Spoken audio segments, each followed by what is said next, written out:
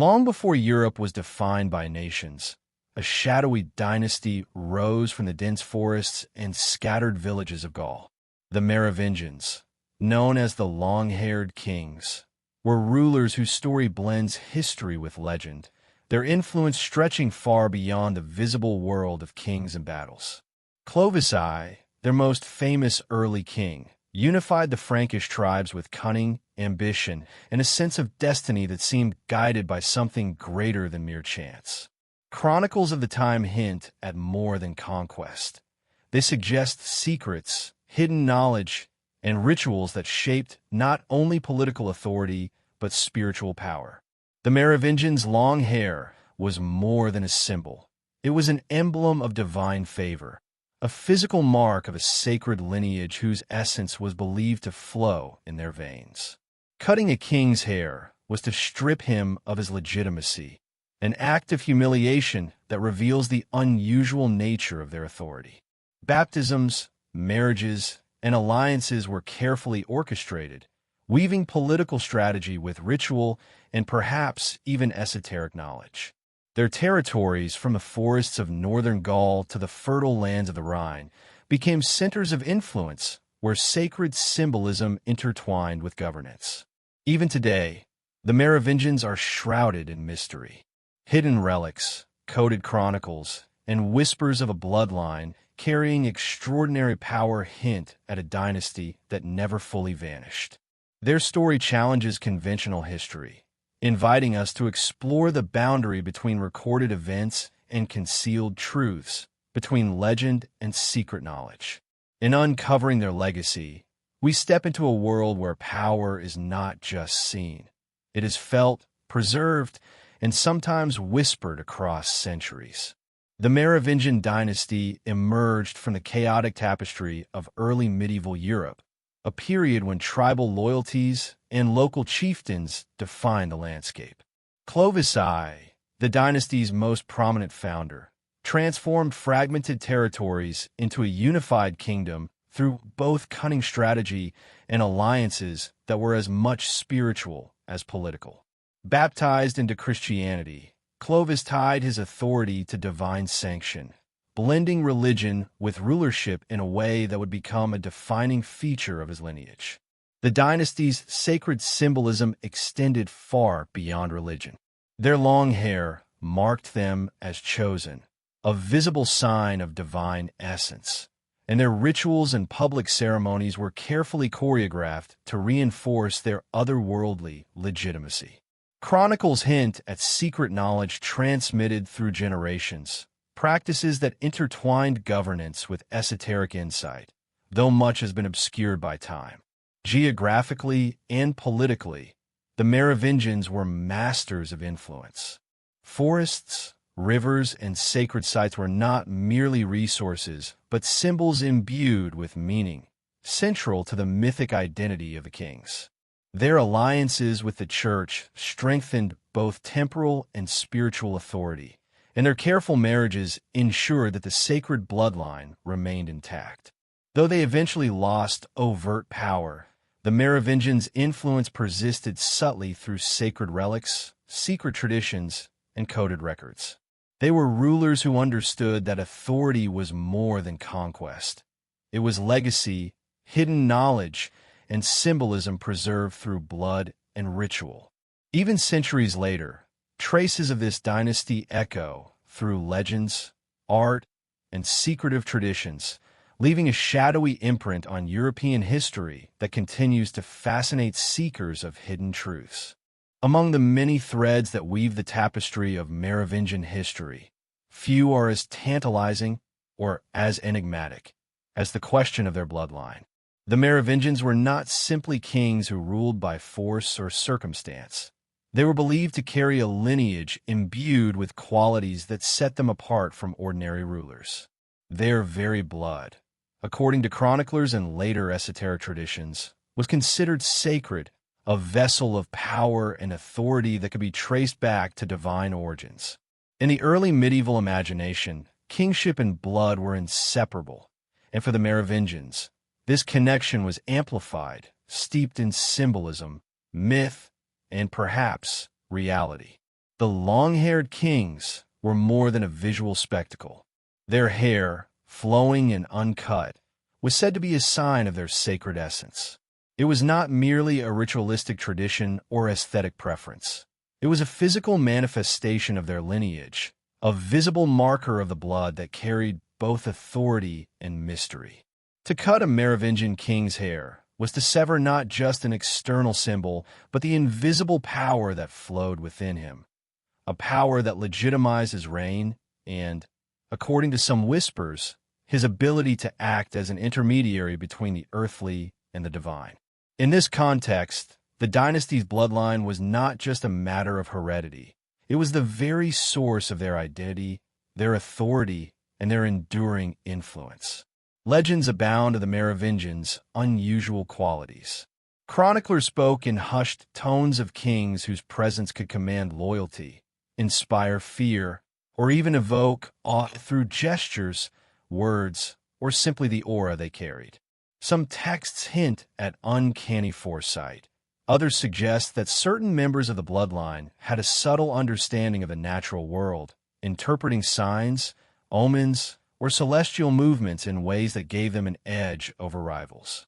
These stories, though wrapped in the language of myth, hint at a tradition in which the Merovingian bloodline was not just political, but potentially esoteric, carrying knowledge that was carefully guarded and transmitted through generations. There are also whispers, preserved in marginal notes and obscure chronicles, that the Merovingians maintained connections with sacred relics, artifacts thought to contain or amplify mystical energy. Some of these items were said to have been inherited through the bloodline itself, passed from parent to child, from king to king, as tangible vessels of power. The association between blood and relics is a recurring theme, suggesting a worldview in which the Merovingians were more than rulers. They were custodians of sacred inheritance, an inheritance that combined lineage, ritual, and knowledge in ways that remain difficult to verify, but impossible to ignore. As the dynasty expanded its influence, the bloodline became not only a symbol of power, but a tool for maintaining dominance. Marriages were carefully orchestrated, alliances meticulously arranged, and progeny strategically positioned to ensure that the sacred line remained intact.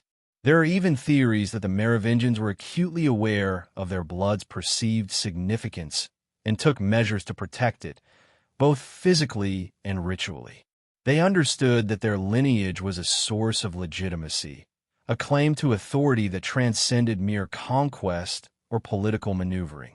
This makes the study of their genealogy more than a matter of historical curiosity.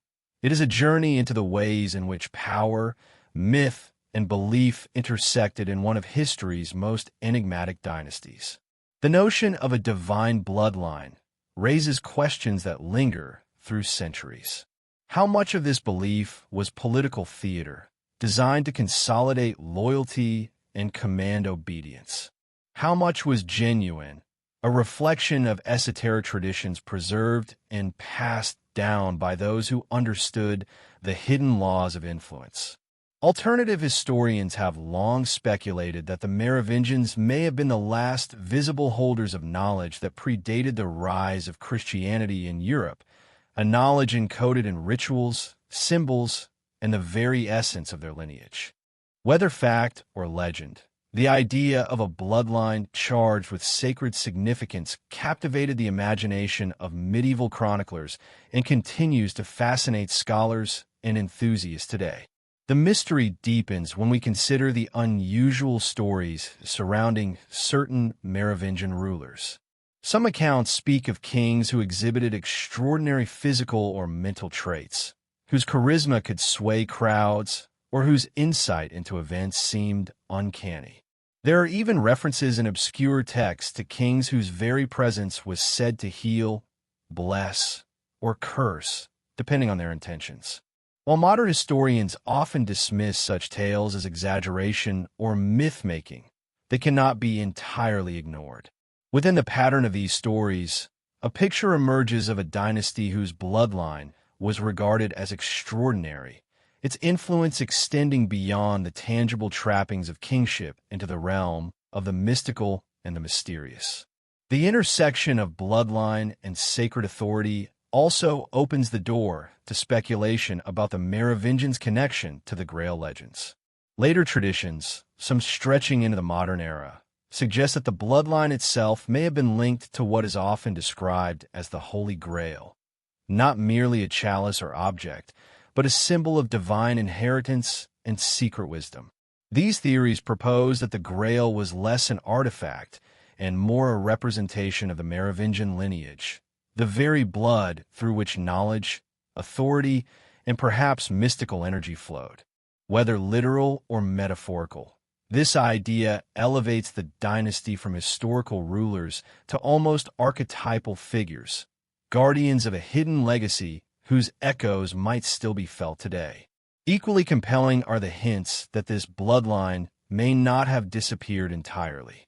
While the Merovingians lost formal political power in the 8th century, whispers persist of descendants living quietly, preserving the secrets of their lineage through marriage, migration, and careful concealment.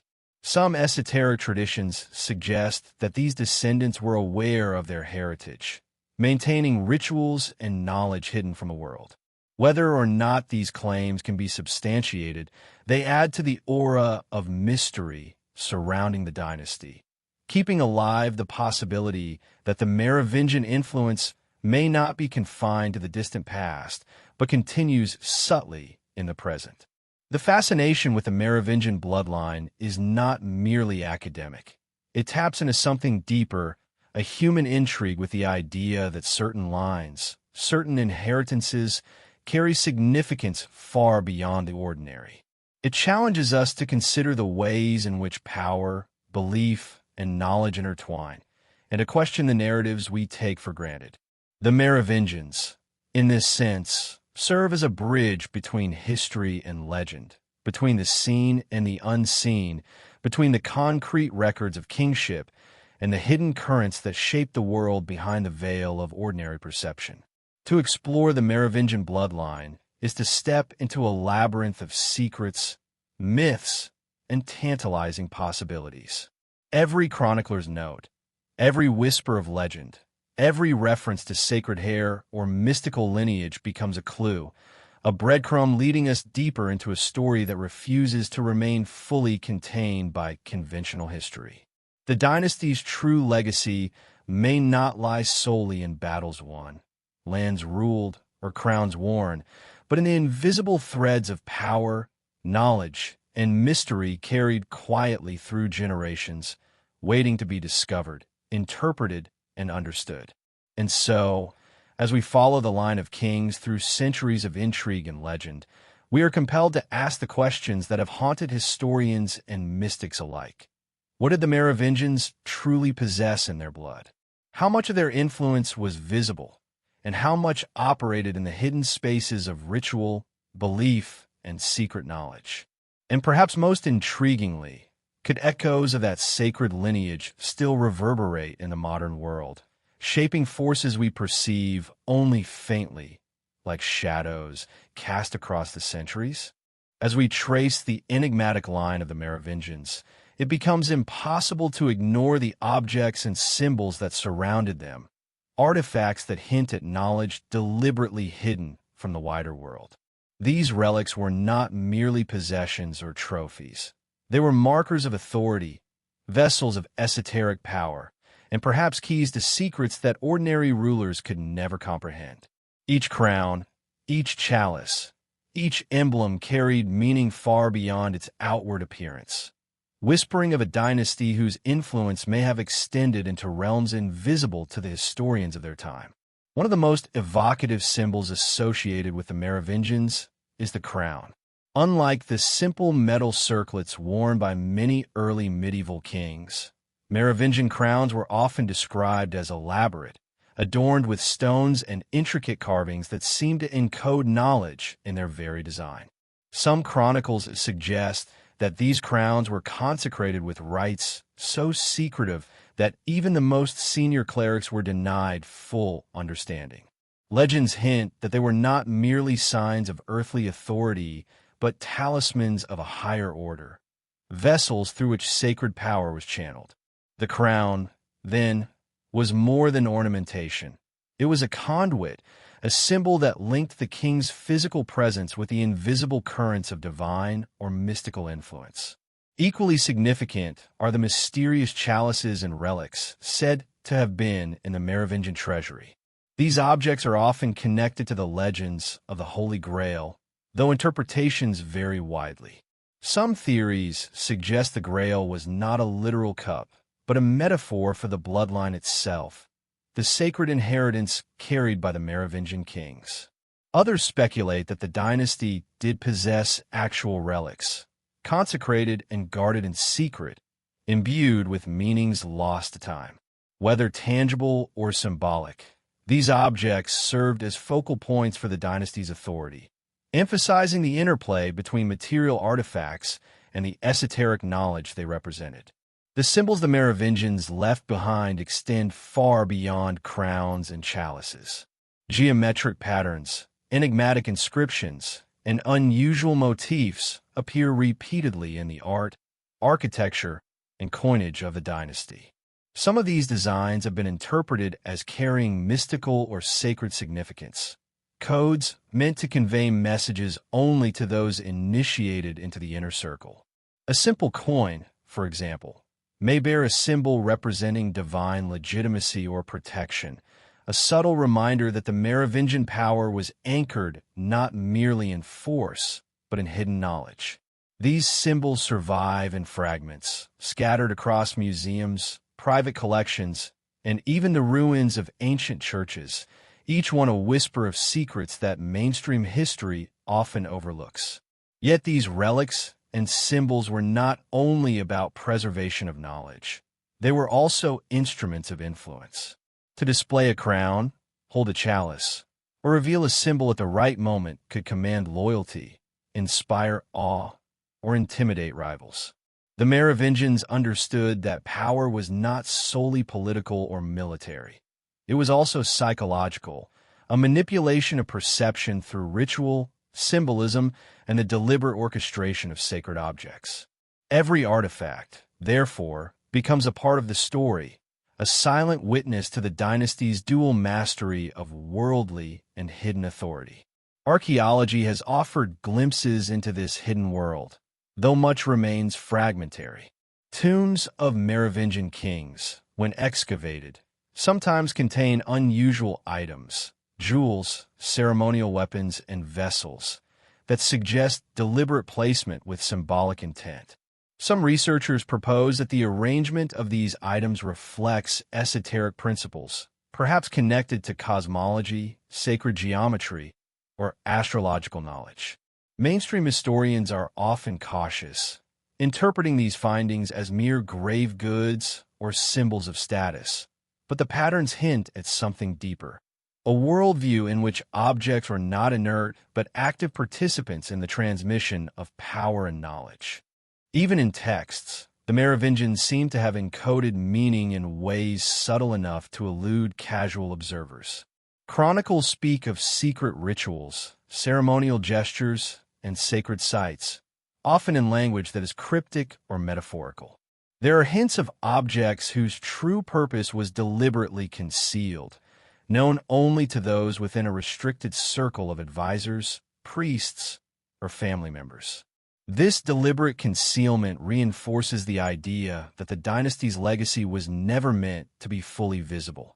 It was a living network of symbols and artifacts, each carrying meaning and power, designed to perpetuate authority and preserve secrets across generations. The interplay of these objects with the notion of bloodline adds another layer of mystery. If the Merovingian kings themselves were considered sacred, then the items they possessed and used could be seen as extensions of that sanctity. A crown did not merely signify kingship. It was a focal point for a lineage imbued with power. A chalice was not merely a vessel. It was a symbol of the bloodline, a link between the human and the divine. Even coins, seemingly mundane, could serve as instruments of subtle messaging, reinforcing the dynasty's unique identity and reminding those who encountered them that the Merovingians were different from all other rulers. Some modern researchers have gone further, suggesting that remnants of these symbols and artifacts influenced later secret societies, from the Templars to esoteric orders in Renaissance Europe. The theory posits that knowledge once held by the Merovingians did not vanish with the dynasty, but was carefully transmitted, encoded in symbols, rituals, and objects that survived in hidden channels. While this remains speculative, it is compelling to consider that the dynasty's material culture may have been deliberately designed to endure beyond the visible structures of their kingdom, serving as a bridge between the past and future custodians of their hidden wisdom. The fascination with Merovingian artifacts is not merely historical. It taps into a human desire to understand the unseen, to perceive meaning in what remains after centuries of time. Every crown fragment, every chalice, every geometric pattern is a puzzle piece, a whisper from the past suggesting that the true story of the Merovingians extends beyond recorded battles and political events. These objects invite us to consider history not merely as a record of events, but as a living, encoded message, waiting for those with patience, insight, and curiosity to uncover its full significance. As we continue our journey, it becomes clear that these symbols and artifacts are more than relics. They are keys to understanding a dynasty whose legacy is as much about hidden influence as visible rule. They challenge us to look deeper, to question the boundaries between history and esoteric knowledge, and to imagine a world in which the ordinary perception of power is only half the story. The objects themselves may be silent, but they speak volumes to those willing to listen, offering a glimpse into a secret history that has quietly shaped the world across centuries. The story of the Merovingians is not only etched into the stones of tombs or the glint of ancient crowns. It is also inscribed in the fragile pages of medieval chronicles, manuscripts written by scribes whose words often carried both devotion and discretion. These records, painstakingly copied in monasteries and abbeys across Europe, provide glimpses into the dynasty's reign, yet they are riddled with gaps, inconsistencies, and curious omissions. The deeper we look, the more we realize that the chronicles themselves are as much a part of the mystery as the kings they describe, offering fragments of truth, whispers of secrecy, and tantalizing hints of knowledge deliberately concealed. From the earliest accounts, the Merovingians are depicted as figures of unusual significance. Chronicles recount the conquests of Clovis, the battles fought to unite the Frankish tribes, and the expansion of his realm across Gaul. Yet beyond these events, there are subtle details that suggest a more enigmatic character. Scribes often remarked on the aura surrounding certain kings, describing them as divinely favored, almost otherworldly, yet they rarely explain the source of this favor. In some passages, the language is strangely elliptical, as though the chronicler assumes the reader already knows what cannot be openly stated. It is in these silences, these gaps between lines, that historians and seekers of hidden knowledge find the most compelling clues. One of the enduring mysteries concerns the chronicler's fascination with the Merovingians' hair. Beyond its symbolic significance as a marker of kingship, it is repeatedly noted as an object of reverence. Scribes described rituals involving the hair with meticulous attention, yet they often refrained from explaining the deeper meaning.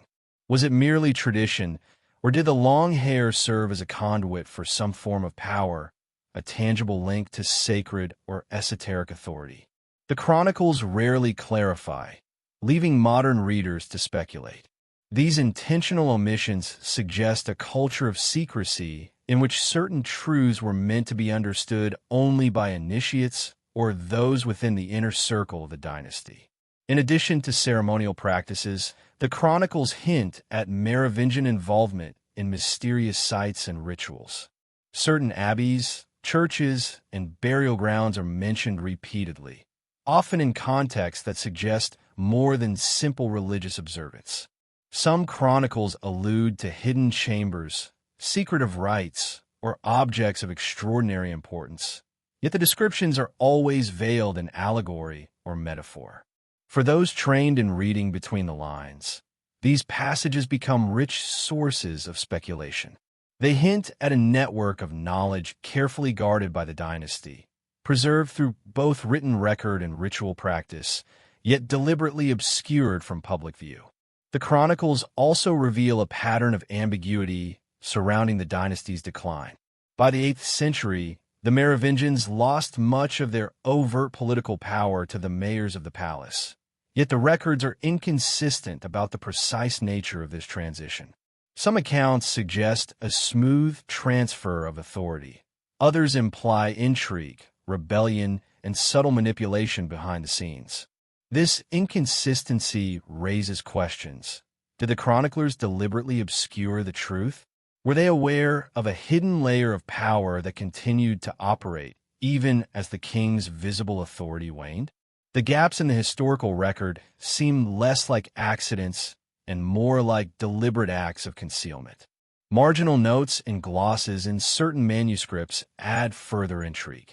These annotations, sometimes written centuries after the main text, suggest knowledge of secrets that mainstream historians have largely ignored. References to sacred bloodlines, mysterious guardians, and esoteric rites appear almost in passing, often cryptic enough to escape easy interpretation.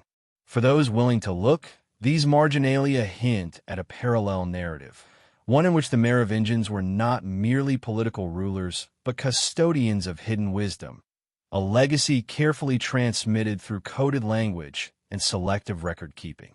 The tension between official history and hidden knowledge becomes even more apparent when examining chronicles that blend fact with legend.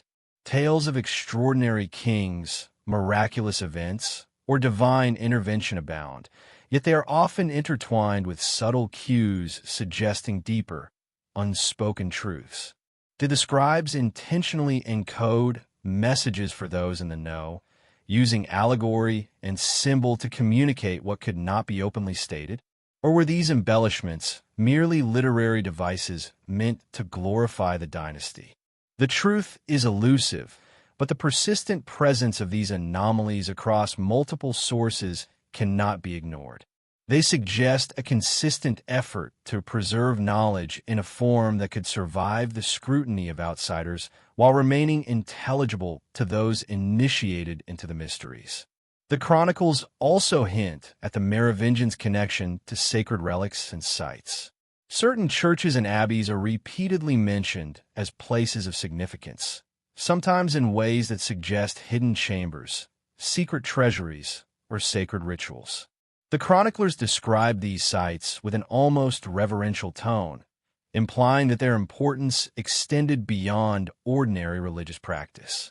While modern archaeology has confirmed the existence of some Merovingian sites, many of the more cryptic claims remain unverified, adding to the sense of a hidden layer of history waiting to be uncovered.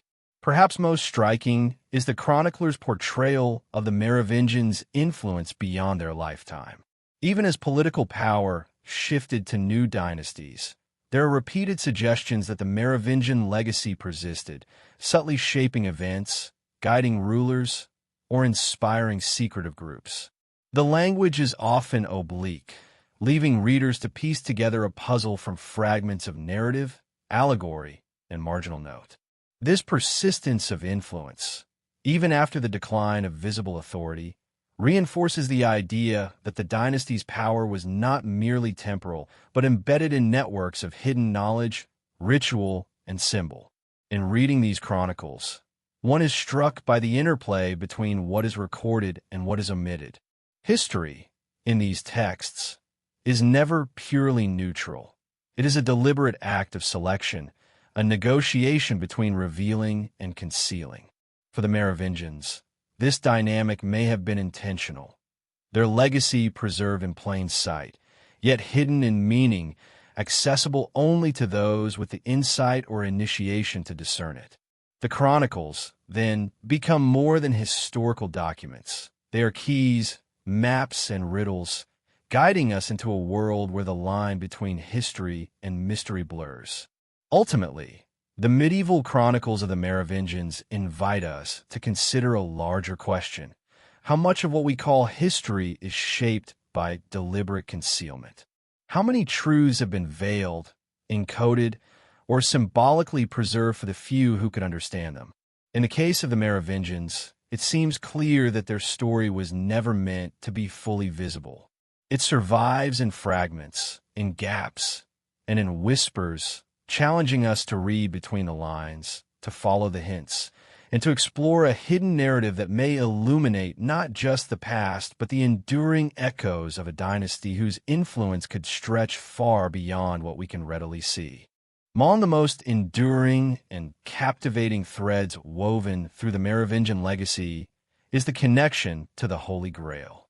This connection, shrouded in centuries of legend, myth, and esoteric speculation, has fascinated historians, mystics, and seekers of hidden knowledge alike.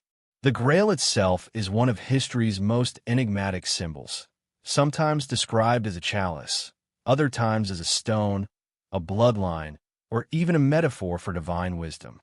For the Merovingians, the Grail is not merely a distant legend or a romanticized tale of knights and quests. It is a symbol intimately intertwined with their bloodline, their authority, and the mysteries they preserved across generations. To understand this connection, one must first recognize the symbolic importance of the Merovingian bloodline. The dynasty was considered sacred, its kings divinely sanctioned and physically marked by their long hair, an emblem of their extraordinary lineage.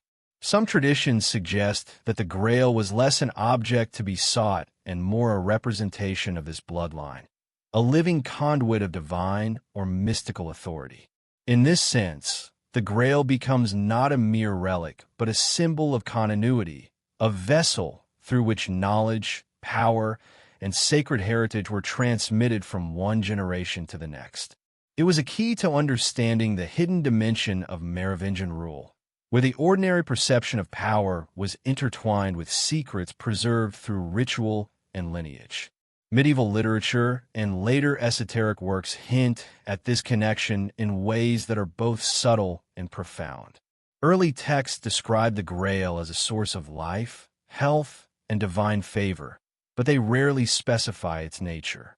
This ambiguity has allowed generations of scholars and mystics to speculate on its true meaning. Some assert that the Grail represents a sacred bloodline, specifically the descendants of the Merovingians, whose lineage preserves secret knowledge and spiritual authority. Others argue that it symbolizes a mystical inheritance, a combination of wisdom, ritual practice, and divine right that was carefully guarded and passed down through generations. Whether taken literally or symbolically, the Grail is inseparable from the narrative of the Merovingians and the extraordinary aura surrounding their bloodline. The connection becomes even more compelling when considering the historical context. The Merovingians ruled in a Europe transitioning from the remnants of Roman authority to the fragmented kingdoms of the early medieval period. Religion, politics, and social order were deeply intertwined, and symbols like the Grail served as more than devotional objects. They were instruments of legitimacy. By associating themselves, even implicitly, with the Grail, the Merovingians may have been claiming an authority that transcended earthly power, suggesting that their right to rule was sanctioned not only by armies and alliances, but by sacred tradition itself. This intertwining of mystical and temporal authority is one reason why later chroniclers and esoteric writers were drawn to the dynasty, and why the legend of the Grail continues to resonate in relation to their bloodline. The legends also suggest that the Merovingians were custodians of a hidden knowledge, encoded within rituals, sacred objects, and symbolic acts. The Grail, in this framework, is not merely an object of veneration, but a metaphorical repository of this wisdom. Some esoteric traditions propose that the Grail contained the secrets of the cosmos, the keys to divine authority, or even the means to access realms of consciousness beyond ordinary perception. The Merovingians, with their sacred lineage and ritualized practices, may have been uniquely positioned to protect, interpret, and transmit this knowledge, ensuring that it survived even as their political influence waned. Stories of quests for the Grail often emphasize the difficulty of attaining it, suggesting that it is reserved for those deemed worthy or prepared.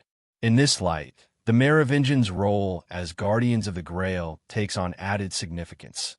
Their bloodline and their rule may have served as a living initiation, a means of preserving sacred authority in the world. It is not a coincidence, then, that the Grail legends and Merovingian history have been so tightly intertwined in the imagination of medieval writers and modern theorists alike. The very idea of a quest implies secrecy, hidden knowledge, and the need for discernment, themes that mirror the dynasty's apparent approach to power and legacy. Beyond medieval texts, the Grail connection has fueled speculation about the dynasty's survival and influence in later centuries. Some theorists argue that the Merovingian bloodline, as the living Grail, continued in secret, its guardianship transferred through marriages, alliances, and clandestine networks. Others suggest that the Grail itself, whether an object or a metaphor, served as a rallying point for secret societies and esoteric orders, from the Templars to Renaissance-era initiates, preserving the legacy of the dynasty's sacred authority in hidden ways. While these claims remain speculative, they illuminate the enduring fascination with the idea that the Merovingians were more than kings. They were stewards of a sacred inheritance whose echoes may still reverberate in the modern world. The symbolism of the Grail also bridges the gap between history and spirituality. By framing the bloodline as sacred and linking it to a mystical object or principle, the Merovingians' narrative extends beyond politics and conquest into the realm of archetypal myth. In this sense, the Grail is not just a legend to be chased by knights or scholars. It is a symbol of ultimate authority, spiritual continuity, and the delicate interplay between visible rule and hidden knowledge. It represents the idea that true power may reside not only in armies or lands, but in lineage, ritual, and the careful preservation of wisdom across generations. Modern fascination with the Grail connection has only deepened this mystique. From novels to documentaries, researchers continue to explore the possibility that the Merovingians were intimately linked to a hidden heritage, encoded in symbols, stories, and bloodlines. Whether one views these claims as literal truth, allegorical narrative, or a mixture of both, the effect is the same. It casts the Merovingians as custodians of a secret dimension of authority, a dynasty whose legacy transcends conventional historical records and invites us to consider the profound mysteries that lie beneath the surface of recorded history. As we contemplate the Grail, we begin to see the broader pattern of Merovingian influence. Their reign, their artifacts, their bloodline, and their myths all converge around a central principle. That power is never merely political. True authority, in the framework of the Merovingians, is a combination of lineage, ritual, knowledge, and sacred symbolism. The Grail, whether real or metaphorical, embodies this principle, serving as both a symbol and a tool, connecting the dynasty to hidden traditions that have persisted for centuries. Ultimately, the connection between the Merovingians and the Grail reminds us that history is rarely simple. Beneath the surface of chronicles, legends, and artifacts lies a complex web of influence, secrecy, and symbolism. The Grail serves as a lens through which we can glimpse the deeper truths of the dynasty, that their power was both visible and hidden, that their authority was as much spiritual as political, and that their legacy may extend far beyond what ordinary records can reveal.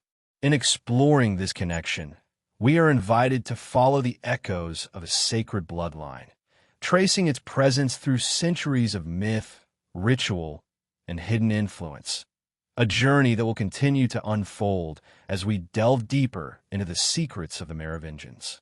Beyond the visible reign of kings and the legends of sacred bloodlines, the Merovingians' influence is whispered to have extended into realms far more secretive, the hidden networks of knowledge and power preserved by secret societies. These were not societies of mere social elites or political opportunists. They were organizations dedicated to guarding mysteries, protecting sacred bloodlines, and transmitting knowledge that the wider world was not meant to see. From the earliest foundations of European order to the clandestine orders of later centuries, it is said that the Merovingians left behind more than a legacy of rule. They left a blueprint for secrecy, a hidden infrastructure to safeguard their most precious inheritances. One of the most famous and controversial of these secret societies is the Priory of Chaon, an organization that allegedly emerged in the medieval period to protect the Merovingian lineage and its sacred knowledge. According to modern sources, the Priory of Chaon was entrusted with maintaining the memory of the dynasty, recording genealogies, guarding relics, and safeguarding esoteric wisdom. While historians debate the authenticity of these claims, the very notion of such a society hints at the enduring fascination with the idea that the Merovingians' influence did not end with their visible decline. Instead, it persisted in shadows preserved by those sworn to secrecy and dedicated to a mission whose scope and purpose were understood only by the initiated. The Merovingians were also connected, according to some theories, to the Knights Templar, the legendary warrior monks who have long captured the imagination of both historians and conspiracy theorists. The Templars, it is argued, may have inherited certain rituals, symbols, and knowledge originally curated by the Merovingians. Some theories suggest that Templar initiation ceremonies and secret practices were influenced by an older tradition of sacred guardianship, passed down from the Merovingian bloodline. The implications of such a connection are profound. A dynasty whose political power had waned might have exerted influence through organizations that shaped the spiritual, financial, and even political landscape of Europe in ways largely hidden from public view.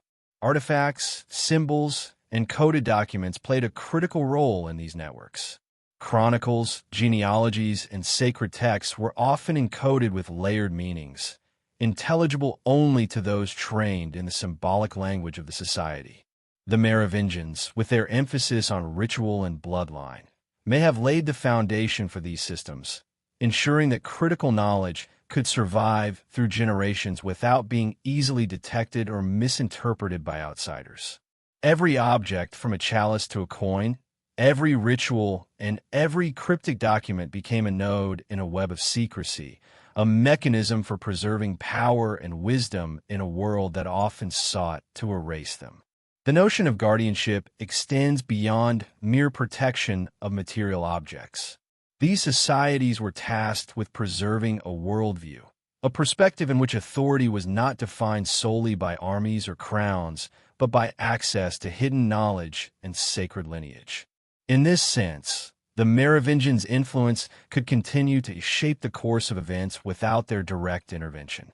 Their descendants, protected and educated within these secretive networks, could quietly maintain the principles and knowledge that had defined the dynasty for centuries. Even as kingship passed to new dynasties, the invisible hand of the Merovingians, mediated through such societies, may have continued to steer history in subtle ways.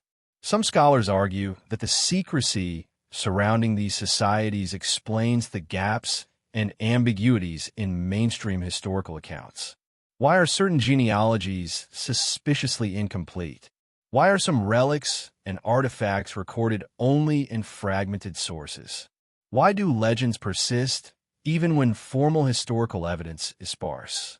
These anomalies could be interpreted as evidence of deliberate concealment, a coordinated effort to preserve critical knowledge from those deemed unworthy or unprepared to wield it. In this light, the Merovingians were not merely kings who ruled over a kingdom. They were architects of a hidden legacy, a legacy transmitted through trusted custodians and encoded in symbols, rituals, and secret societies. The interplay between secrecy and influence also illuminates the enduring mystique of the Merovingians. In addition to the priory of Chaon and the Templars, there are hints of other networks, less documented but equally intriguing, that may have been involved in preserving their legacy. From monastic orders to esoteric brotherhoods, the threads of influence are difficult to trace with certainty, yet their presence is suggested by recurring symbols, mysterious inscriptions, and consistent patterns of transmission across centuries. Each society, each ritual, each coded document serves as a testament to a worldview in which knowledge is power, and power is often most potent when concealed. These societies also emphasize the principle that the Merovingians' true authority was multidimensional. Kingship was not limited to military conquest or political maneuvering. It was also spiritual, symbolic, and esoteric. By cultivating secret networks, the dynasty ensured that their influence could persist even when their visible power faltered. Knowledge, lineage, and ritual became tools through which the Merovingians could guide events, shape alliances, and maintain their sacred legacy across generations. In this framework, the visible history of the Merovingians is only half the story. The hidden history, preserved in symbols, societies, and esoteric knowledge, is the other half, quietly shaping the contours of Europe in ways that remain largely unseen. Even in the modern era, the fascination with these secretive networks persists. Researchers, mystics, and conspiracy theorists continue to trace supposed connections between the Merovingians, the Priory of Chaon, the Templars, and other clandestine organizations. While the evidence is often indirect or speculative, the patterns are striking. Recurring references to sacred bloodlines, secret rituals, coded symbols, and protected relics. The very persistence of these narratives across centuries suggests that the Merovingians' legacy was designed to endure, not merely as a historical memory, but as a living influence, preserved in forms that could survive the rise and fall of empires. The Merovingians' link to secret societies also illustrates a broader principle. Power and influence are not always immediately visible. True authority can operate through networks, symbols, and knowledge that remain hidden from ordinary observers. The dynasty's emphasis on secrecy, lineage, and ritual demonstrates a sophisticated understanding of how influence can be preserved and transmitted, ensuring that even as crowns changed hands, the essence of their authority could endure. In this way, the Merovingians may have become less a ruling dynasty and more a spiritual and symbolic institution, guiding the flow of history through channels invisible to the casual observer. Ultimately, the story of the Merovingians and their connection to secret societies challenges our assumptions about history itself. It suggests that the narratives we accept as complete may only represent the visible layer of a far deeper and more intricate reality. The dynasty's legacy, preserved through networks of secrecy, ritual, and sacred knowledge, invites us to consider that power is not solely defined by conquest or legislation. It can persist quietly, invisibly, through the careful guardianship of those entrusted with its preservation.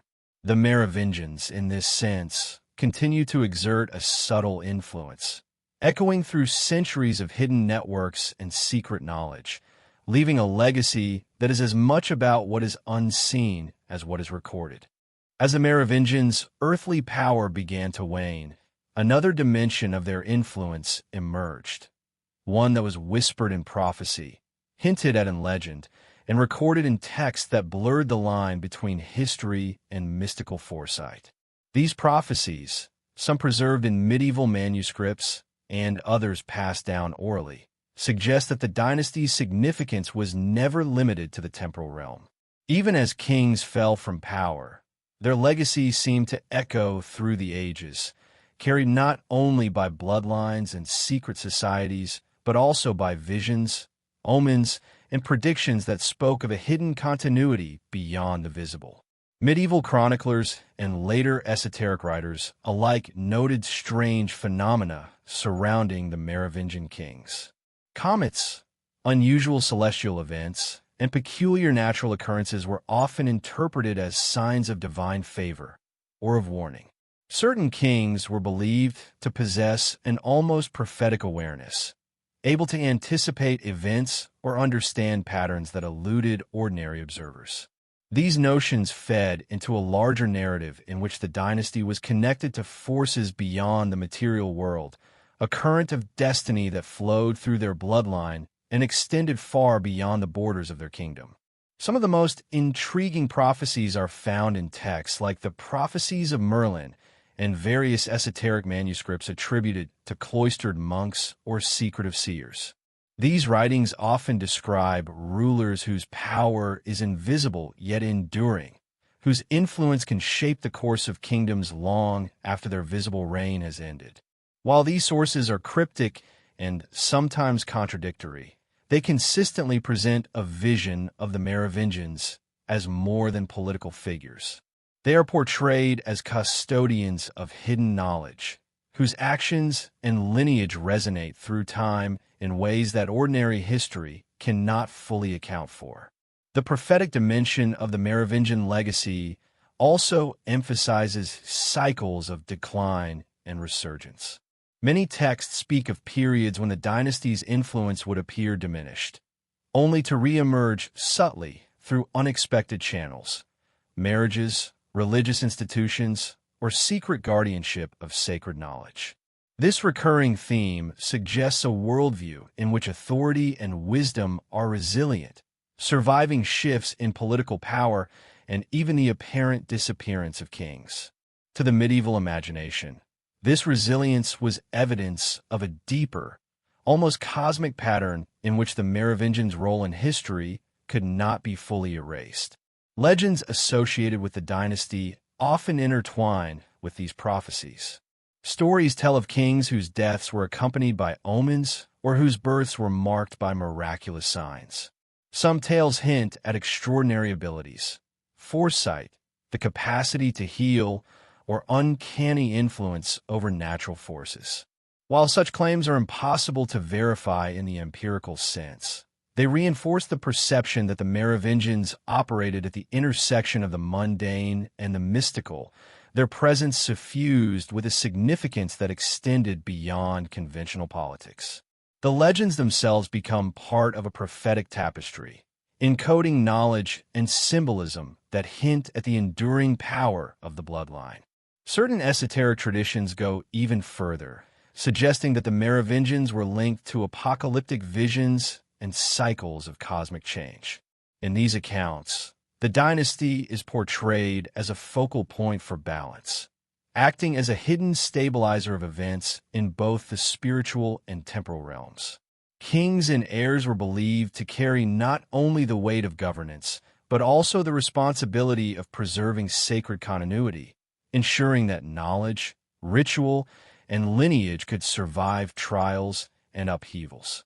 The prophetic texts often employ symbolic language, stars, rivers, trees, and sacred geometry, requiring careful interpretation to uncover the deeper truths hidden within the allegory.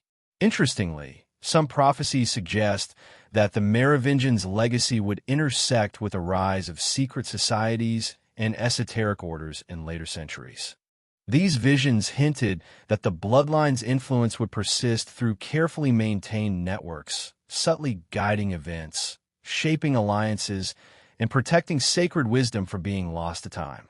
The recurring imagery of guardianship, secrecy, and hidden continuity appears repeatedly in prophetic manuscripts, reinforcing the idea that the dynasty's significance was not limited to its visible reign, but extended into hidden channels of influence that persisted long after the last long-haired king had passed from power.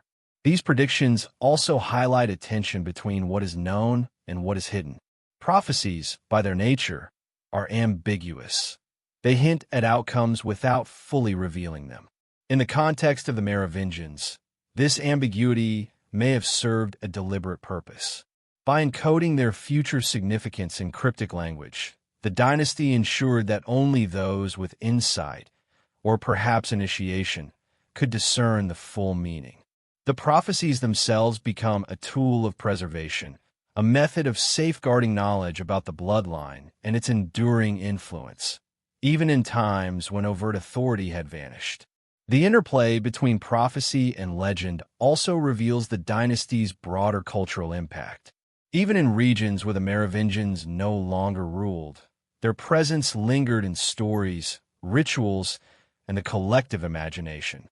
Communities spoke of kings who could influence events from beyond the grave, who left behind signs and symbols that pointed to hidden truths.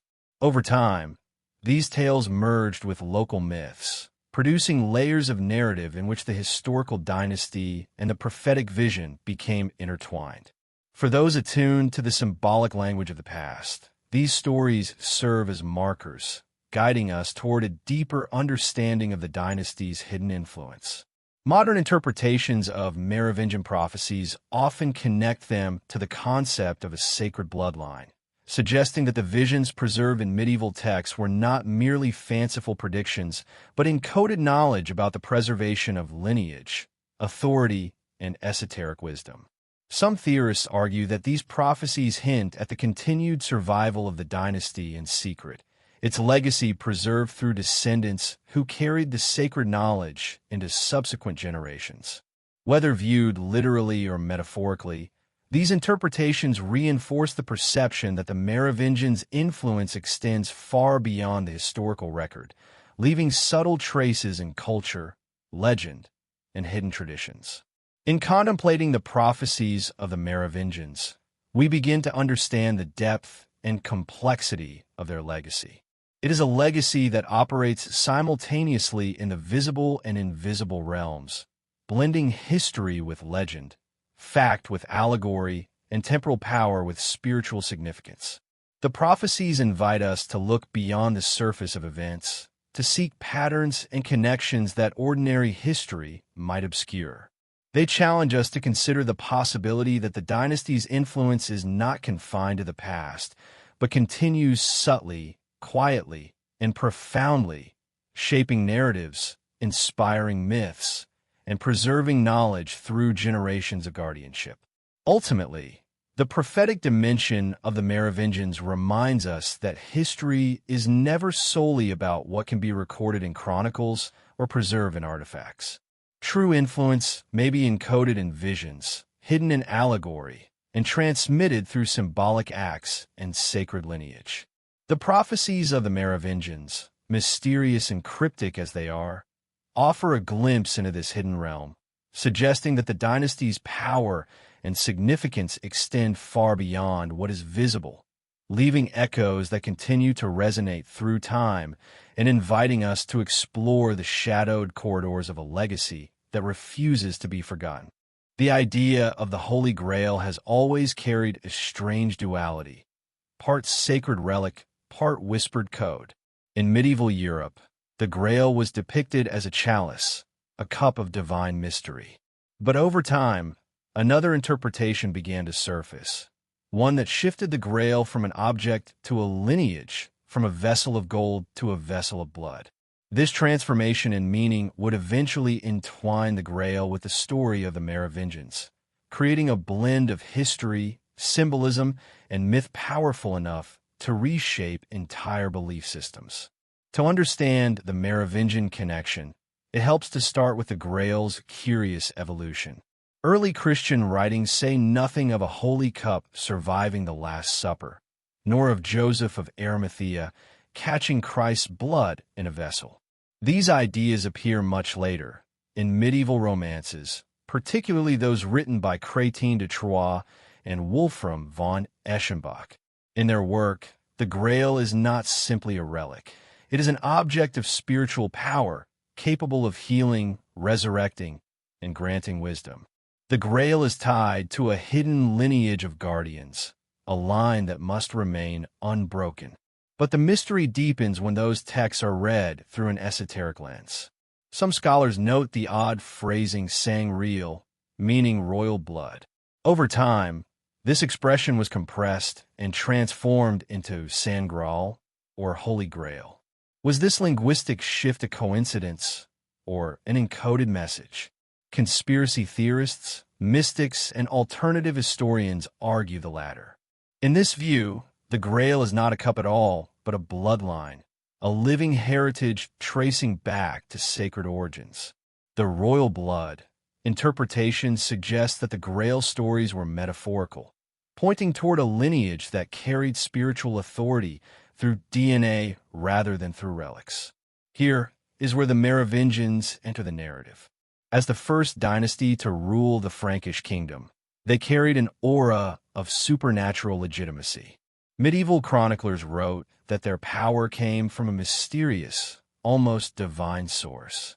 Their kings were believed to possess healing powers, prophetic abilities, and an otherworldly presence. Their long, uncut hair was seen as a physical channel of their sacred strength. In this atmosphere of mythic reverence, the idea that the Merovingians might be tied to a sacred bloodline was not entirely unreasonable. When viewed from this vantage point, the Merovingian dynasty becomes a compelling candidate for the Living Grail. Their origins, shrouded in legends of sea creatures and miraculous conception, hint at a lineage that is neither fully mortal nor purely mythological. Some esoteric texts even suggest that the Merovingians descended from a divine human hybrid, echoing ancient stories of kings born from gods or mysterious spirits. These tales were not anomalies. They were embedded deep within Merovingian identity. Beyond folklore, the Grail connection emerges through geography and symbolism. Many sites associated with early Merovingian power, ancient forests, megalithic structures, and early Christian sanctuaries, later became focal points of Grail legends. In southern France, where Merovingian influence was particularly strong, the landscape is scattered with cryptic inscriptions, unusual architectural alignments, and stories of hidden treasures. This region also became the heart of Cathar spirituality, a movement that had its own distinct interpretation of Christian history and may have preserved fragments of a forgotten tradition linked to a sacred bloodline. The medieval romances that popularized the Grail narrative drew inspiration from precisely these regions. Authors incorporated local legends, family histories, and cryptic symbolism into their Grail tales. Some scholars believe that these writers had access to oral traditions connected to old noble families, possibly even families claiming, or rumored, to descend from Merovingian blood. If those authors intentionally encoded historical truths within their stories, then the Grail legends might serve not as fiction, but as allegorical vessels carrying secrets too dangerous for open disclosure. Another intriguing clue lies in the guardianship motif. Many Grail stories feature a secretive brotherhood assigned to protect the Grail across generations. While medieval audiences may have imagined knights guarding a cup, later interpreters viewed this guardianship as protecting a lineage. If the Grail was a bloodline, then its guardians would be those entrusted with preserving its purity, secrecy, and continuity. Some theories assert that certain noble houses, monasteries, and knightly orders played exactly this role. They may have acted not only as military forces, but as protectors of genealogical records, ancient rites, and esoteric traditions linked to the Merovingian family.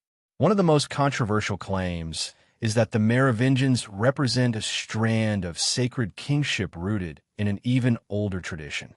In this interpretation, their power does not originate in Rome or the Church, but in pre-Christian Europe. Ancient Celtic, Druidic, and pagan traditions placed enormous importance on bloodlines, especially those believed to carry the essence of gods, nature spirits, or ancestral deities. When the Merovingians rose to power, they did so in territories where such beliefs were still alive. Their unique rituals, sacred symbols, and role as priest-kings aligned closely with these indigenous concepts of divine rulership. If the Grail is an encoded reference to an ancient sacred lineage, The Merovingians fit this archetype perfectly. Their spiritual authority did not require papal endorsement. It flowed instead from a deeper, older source, one that predated Christianity by centuries. Some modern researchers suggest that the Church viewed this independent lineage as a threat.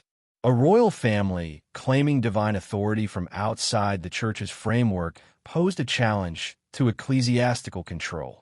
This tension may explain why the Merovingian legacy was steadily minimized after their fall from power, their influence rewritten, and their narrative overshadowed by Carolingian propaganda. The link between the Grail and the Merovingians became even more pronounced in the 20th century, when secret society documents, controversial genealogies, and speculative histories began to circulate. While some of these sources have been debunked or questioned, they still brought renewed attention to the possibility of a hidden royal line with ancient roots. These texts claimed that the Merovingian bloodline survived, intermarrying with European nobility and passing its lineage through secret channels. Though evidence remains debated, the persistence of these claims suggests a story that refuses to fade. At the center of this fascination lies a simple question: what is the Grail meant to represent? If it is a physical object, then its absence is puzzling. If it is a spiritual symbol, then its message remains open to interpretation. But if the Grail is a living lineage, then it does not need to be discovered at all. It only needs to be recognized. This reinterpretation transforms the Grail quest from a search for a relic into a search for understanding. It reframes history not as a closed narrative but as a coded story, where the truth must be read between the lines, hidden in genealogies, legends, and symbols. The Merovingians occupy a unique place in this story. Their blend of mythic origins, semi-divine kingship, and mysterious downfall creates an aura of secrecy that lends itself to Grail interpretations. They represent a bridge between pagan and Christian worldviews, between myth and monarchy, between historical fact and mystical speculation.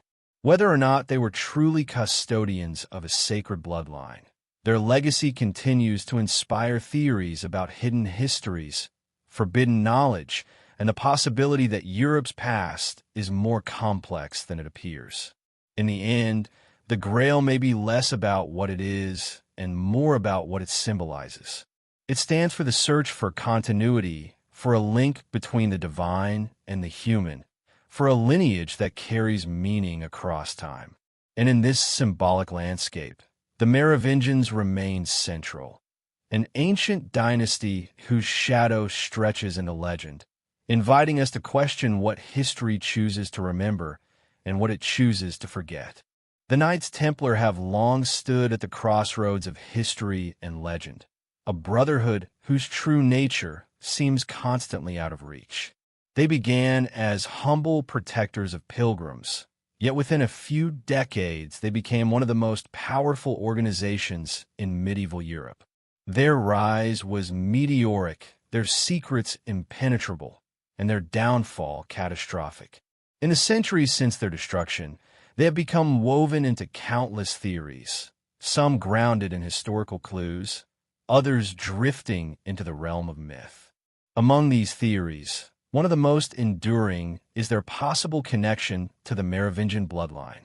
To understand how these two threads might intertwine, it is important to look at the Templars not merely as warriors but as custodians. From their earliest days in Jerusalem, they had access to places few others dared explore. Ancient tunnels beneath the Temple Mount, forgotten chambers, and layers of artifacts left by civilizations stretching back thousands of years. Their headquarters stood on a site that carried enormous spiritual weight, a location tied to biblical history, secret rituals, and ancient mysteries. Whatever they uncovered there, whether documents, relics, or knowledge, clearly elevated their status in Europe. Some historians believe the Templars found genealogical records or esoteric manuscripts connected to early Christian sects, perhaps even information about a sacred lineage. If such materials existed, They would have posed a threat to established church narratives, while simultaneously empowering the Templars with a unique authority. In this scenario, the Templars did not simply guard pilgrims, they guarded secrets. Their sudden acquisition of wealth and influence also raises questions. Donations from nobles, gifts of land, and unprecedented privileges poured in. Yet many of these donors came from regions historically linked to the Merovingians, areas where old noble families whispered of ancient rights, forgotten heirship, and hidden bloodlines. The Templars maintained strong ties with these families, forming alliances that appeared as much ideological as political. Was this coincidence, or were both groups part of shared tradition, bound by something older than the church itself? One of the most intriguing clues lies in the Templars' own symbolism. Their red cross, their rituals, and their cryptic architectural designs often hint at influences beyond conventional Christian doctrine. Some of their cathedrals and commanderies align with ancient sacred sites once revered by pre-Christian tribes, including territories once ruled by the Merovingians. Their use of geomantic principles, numerical symbolism, and esoteric codes suggests an organization deeply invested in preserving knowledge that preceded Rome. Many researchers believe the Templars saw themselves not just as soldiers of Christ, but as protectors of a spiritual continuum, one that may have included the Merovingians. If the Merovingian dynasty represented an ancient sacred bloodline, the Templars could have been tasked, formally or informally, with safeguarding that lineage. This theory gains weight when considering that several Templar leaders descended from noble houses rumored to be connected to Merovingian ancestry. Their internal network may have preserved genealogies and family secrets that the church preferred to suppress. There's also the matter of Rennes-le-Château, a small village in southern France that has become central to Merovingian and Templar lore. The surrounding region contains remnants of Templar commanderies, Cathar fortresses, and ancient burial sites. Some believe that hidden beneath its landscape are documents or treasures connected to Dagobert II and his descendants. Local legends speak of Templars hiding chests in mountain caves, protecting them from royal and ecclesiastical enemies. Whether these chests held gold or genealogies is still debated. The Templars' mysterious rituals have only deepened speculation. Initiation ceremonies included gestures and symbols not officially sanctioned by the church. Accusations at their trial, though likely exaggerated, claimed they worshipped strange figures, conducted secret rites, and revered objects unknown to Catholic tradition. While these charges were used to justify their destruction, they hint at an internal culture built on deeper layers of symbolism.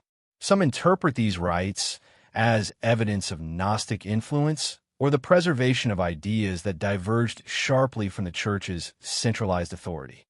In this light, the Templars' downfall begins to look less like a financial dispute and more like a suppression of knowledge. King Philip IV feared their wealth, but he may have feared their secrets even more. If they held information linking the Merovingians to sacred origins, or documents challenging the legitimacy of the Carolingian and Capetian dynasties, the implications would have been seismic. The Church also had reasons to eliminate an order that might reveal alternative narratives of Christian history, especially one involving bloodlines and sacred kingship independent of Rome. The way the Templars behaved during their arrest adds another layer of mystery. Many preceptors had already moved treasure out of France before the king's agents arrived. Ships disappeared from Templar ports without a trace. Legends speak of a fleet vanishing into the Atlantic, carrying chests filled with secrets that could never fall into the wrong hands. Was this treasure material wealth? Or was it something far more dangerous, such as genealogical records, ancient scrolls, or relics linked to the Merovingians? After the Templars were dissolved, remnants of the order seemed to resurface in other groups, particularly in Scotland and Portugal. Some of these successor organizations preserved Templar iconography and rituals. A few of them maintain ties with old noble families and regions connected to Merovingian history. This continuity suggests that the Templars' true mission did not end with their official destruction. It simply went underground. If the Merovingians represented a lineage with ancient, possibly sacred roots, and if the Church sought to erase their legacy in favor of dynasties more aligned with papal authority, then the Templars' role as protectors becomes clearer. They may have been the intermediaries between the old world and the new, guardians of a sacred thread woven through Europe's hidden past. Their downfall, then, was not just the fall of the military order, but the attempted severing of that thread. Yet legends persist. The Templars remain linked to the Grail, to hidden bloodlines, to lost treasure, and to suppressed histories, many of which circle back to the Merovingians. Whether these connections are literal or symbolic, they reveal the power of a narrative that refuses to be buried. The Templars represented knowledge, independence, and an allegiance to truths older than kings. The Merovingians represented a lineage whose origins blur the line between myth and history. Together, they form one of the most compelling mysteries in Western tradition, a partnership of shadow and legacy, forever entangled in the question of what was lost, what was protected, and what still echoes beneath the surface of recorded history. In every era, secret societies have served as mirrors reflecting the anxieties and fascinations of their time. Some exist openly, others whisper through history like faint echoes. Yet few have captured the imagination of researchers and storytellers as completely as those rumored to connect with the Merovingian legacy. Whether they were genuine protectors of hidden truths or simply the architects of elaborate myth-making, their influence has shaped how modern audiences understand the idea of a suppressed royal bloodline. To trace their involvement is to walk through layers of centuries-old intrigue, overlapping claims, cryptic symbols, and tantalizing clues. The story begins with the Priory of Chaon, an organization whose name alone suggests ancient origins. Documents surfaced in the 20th century describing it as a guardian order established in 1099, allegedly tied to the protection of the Merovingian bloodline. These documents, known as the Dossier's secrets, contain genealogies, coded messages, and references to surviving descendants of Dagobert II. At first glance, they appear to be shocking revelations, proof of a hidden continuity stretching from the earliest Frankish kings to modern noble families. But controversies soon followed. Investigators discovered that portions of these documents had been planted in the French National Library in the 1960s. Some were traced to Pierre Plantard, a man with a vivid imagination and connections to esoteric circles. Plantard claimed to be a direct Merovingian descendant, chosen by the priory as the rightful heir to a forgotten throne. Though eventually exposed as a hoaxer, his elaborate constructions forced scholars to look more carefully at why such claims resonated so powerfully. Even if the Priory of Chaon in its modern form was fabricated, it might still point to older traditions, oral histories, or symbols circulating beneath the surface.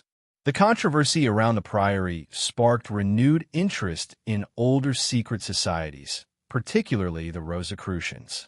Emerging in the 17th century, the Rosicrucian manifestos described a hidden brotherhood devoted to spiritual enlightenment, scientific knowledge, and the preservation of ancient wisdom.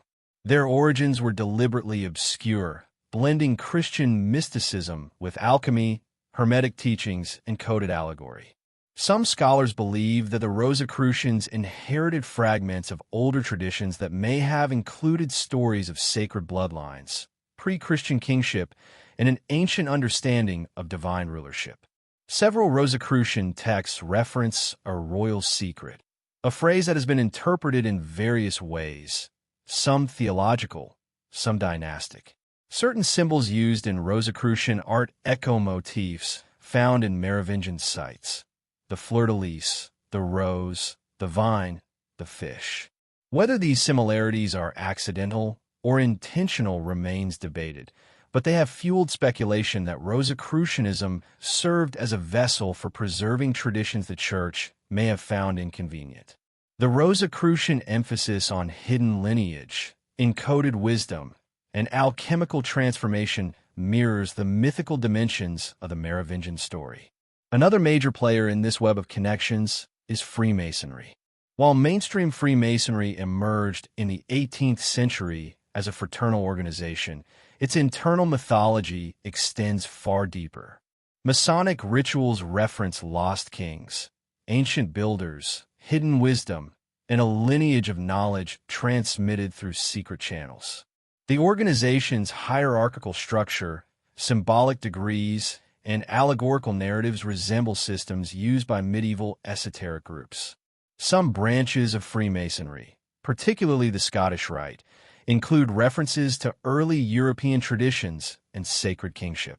A few Masonic writers in the 19th century proposed that the Merovingian kings preserved remnants of a pre-Roman priesthood, a lineage stretching back to Druidic and Celtic chieftains. They interpreted the assassination of Dagobert II and the rise of the Carolingians as a political coup supported by a church eager to extinguish independent royal authority. In their view, Masonic ideals of liberty and enlightenment were the philosophical heirs of the suppressed Merovingian vision. While these theories were often speculative, they show how the Merovingian legacy became a symbolic battleground within secret society lore. As these ideas circulated through Europe, they influenced occultists, writers, and mystics who blended historical fragments with esoteric interpretation. The late 19th and early 20th centuries saw a surge of interest in hidden lineages, sacred geography, and alternative Christian histories. Societies like the Hermetic Order of the Golden Dawn absorbed many of these concepts. Figures such as Eliphas Levi, Pappus, and later Aleister Crowley explore the idea of a spiritual aristocracy, one that possessed both mystical insight and ancestral authority. While not explicitly linked to the Merovingians, their writings contributed to a worldview in which bloodlines carried esoteric importance. Parallel to these movements were groups devoted to studying ancient Celtic culture, early Frankish history, and the roots of European identity. Some of these circles believed that fragments of Merovingian tradition survived through encoded rituals, folk customs, or regional myths. The idea that a suppressed lineage might still influence European affairs from behind the scenes added an air of mystery and political tension. Even modern conspiracy theories about global elites, secret rulers, or hidden dynasties borrow from these older strands of thought, though often in distorted form. The 20th century saw the rise of a new kind of myth-making, the blending of esoteric history with popular culture. Writers, filmmakers, and academics became fascinated with the idea of a secret bloodline protected by clandestine organizations. Books that combined historical speculation with narrative flair brought the Merovingian mystery into mainstream attention.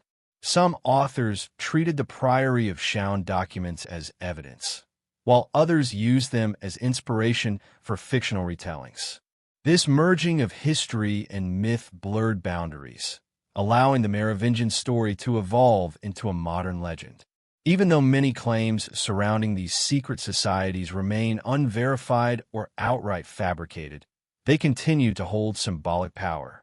They represent the longing for hidden truth, the suspicion that official history conceals deeper layers, and the belief that certain legacies survive beneath the surface. Whether real or mythological, these societies act as the guardians of possibility, suggesting that history is not a flat timeline, but a complex tapestry woven with visible and invisible threads. When viewed together, the Priory of Chaon, Rosicrucians, and Freemasons form a continuum of esoteric thought, each contributing strands to the story of a hidden Merovingian legacy. Some strands are historical, others imaginative, but all share a fascination with the forgotten, the suppressed, and the enigmatic. They invite us to consider the possibility that Europe's past is more multi-layered than we are taught, that power once flowed through channels now buried, and that symbols carry memories long after their meanings are officially erased. The true nature of these societies may never be fully known, yet their impact on Merovingian narratives is undeniable. They transformed obscure genealogies into global mysteries, turning whispers into legends and legends into cultural touchstones. Through them, the Merovingians became more than a dynasty. They became a symbol of hidden continuity, a living metaphor for the parts of history that refuse to vanish. Throughout history, prophecies have served as a bridge between the human longing for direction and the mystery of the unknown. Empires rise and fall. Dynasties vanish into the dust of time, yet prophecies linger, whispering that what once was may one day return. In the case of the Merovingians, the idea of a destined return has persisted like a quiet undercurrent, flowing beneath centuries of political change and cultural transformation. Whether interpreted spiritually, symbolically, or literally, this prophetic thread suggests that their legacy is not entirely finished. The earliest hints of such a prophecy appear in medieval monastic writings, where scribes recorded dreams, visions, and omens surrounding the fall of Dagobert II. Some wrote that the king's death marked not an ending, but a concealment. The image of a hidden king, sleeping in exile, echoes throughout early European folklore. Legends of once great rulers destined to return, Arthur in Britain, Barbarossa in Germany, and Dagobert in Frankish lands, share a common archetype: the king who was wronged, the king who waits, the king who will rise again when the world needs him. In these stories, Dagobert II becomes a symbol of a broken lineage waiting for restoration. Some tales imagine him taken underground by guardians. Others describe him traveling across distant lands to protect his bloodline. These legends may have served as a form of cultural resistance during periods when local identity was threatened by new dynasties or the expanding influence of the church. They preserve the idea that a more ancient, more rightful form of kingship still existed somewhere, hidden from those who sought to erase it. As centuries passed, this motif evolved. Medieval prophecies began to speak of a last world emperor, a figure destined to bring unity, peace, and spiritual renewal. Scholars often connect this archetype to Carolingian rulers, yet some fringe traditions quietly pointed back to the Merovingians. According to these interpretations, the last emperor would not emerge from the line that overthrew Dagobert, but from a line that was overthrown. This idea, though never explicitly endorsed, persisted in shadowed corners of European mysticism. In the esoteric imagination, sacred kingship is more than political authority. It is a manifestation of spiritual harmony. A true king embodies both earthly leadership and divine wisdom, linking the physical world to the metaphysical. For some mystics, the Merovingians represented this ideal more closely than any other dynasty in Western history. Their semi-divine origin stories, their ritualistic hair, and their reputation for healing resonated with ancient ideas of priest-kings who served not only as rulers, but as intermediaries between humanity and the unseen. These themes later resurfaced in Renaissance occultism, when scholars rediscovered forgotten manuscripts and reinterpreted them through Hermetic philosophy. Thinkers of this era believed history moved in cyclical waves, with periods of darkness followed by ages of enlightenment. A lost lineage returning to restore balance fit naturally into this worldview. Some even argued that the transformation of Europe, from feudal kingdoms to emerging nation-states, was incomplete, awaiting a spiritual renaissance guided by a lineage connected to the earliest foundations of Christian Europe. In the 19th and early 20th centuries, interest in these theories grew.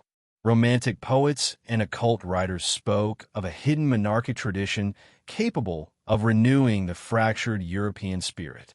The upheavals of two world wars only intensified this fascination.